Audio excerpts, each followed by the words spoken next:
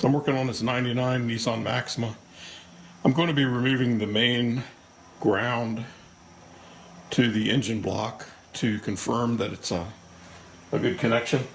It's a 12 millimeter bolt that is attached to the block, to the head here. So I've got the assembly. This is the ground cable assembly of the car.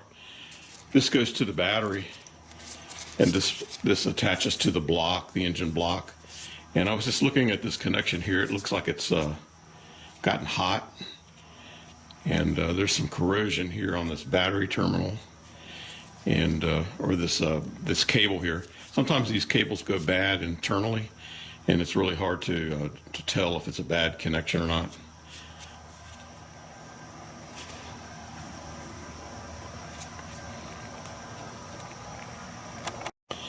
So I was taking a close look at this battery terminal, and I see that the terminal is actually cracked right there.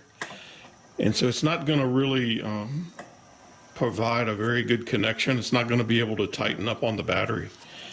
So I'm going to have to replace this battery terminal.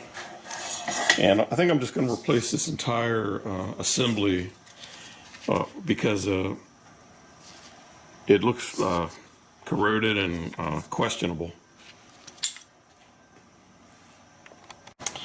Well, I ended up, I just cut this cracked battery lug off of the assembly and attached a new lug, and this should work just fine.